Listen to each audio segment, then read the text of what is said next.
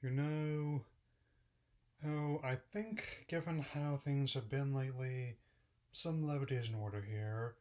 So, without further ado, I present my early impressions of the Nintendo Switch remake of Legend of Zelda Link's Awakening, a title which previously appeared on the original Game Boy in 1993, as well as being re-released on Game Boy Color in 1988 as a deluxe version. And while there are many changes from the original version on the Game Boy, this remake does live up to the pedigree of this title as well as provide a great way for newcomers to experience it for the first time.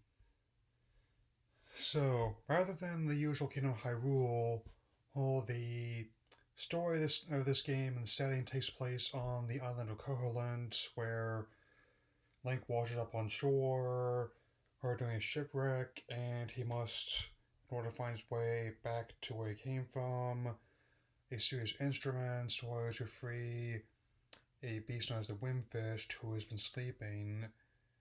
And one of the things that stood out to me most when I was younger when I played the previous version on Game Boy and Game Boy Color was how strange all this was, and I actually really liked it for that. How, especially in the case of a lot of the elements from the Mario series, least of all being able to fight Goombas as enemies, as well as be able to take the chain chomp for a walk like a big old dog.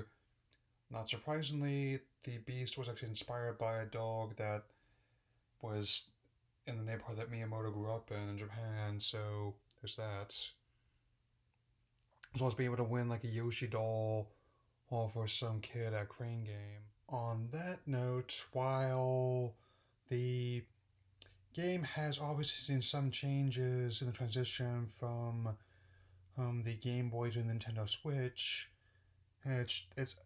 overall, the title has definitely been given a strong update that still respects its lineage as well as being an ideal place for newcomers to jump in. And so, definitely ideal way to do who a who a remake of a beloved video game correctly. In a sense, the graphics obviously have been given a nice overhaul for the Switch. I definitely like the style they went with, given how the not just perspective, but also I like how it reminds me a lot of model work. I don't, I don't have the amiibo companion just yet, but I'll most likely be getting them soon since finally some of the ones I'm looking for are getting more easier to find, are coming down in price. Nice man. Not bad for figurines that weren't actually competing with other ones that subgenre, but getting ahead of myself. The gameplay, given how the Switch's control schemes lay out differently than the Game Boy, we just had directional pad and two buttons to work with.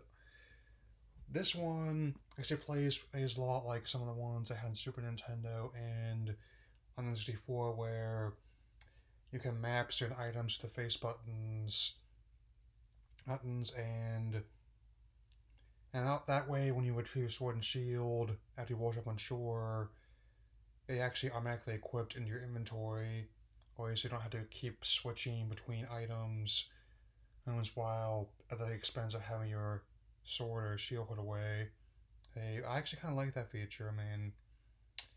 So I also really like how the opening cutscene was also the reveal heel trailer as well, and how they handled that. We've gone just a bunch of simple sprites on the Game Boy Color version to have a fully animated sequence where the way they use the lighting and color schemes aims in that thunderstorm is incredible. Like this scene and like the water crashing onto the boat and the cross hatching on Link's tights.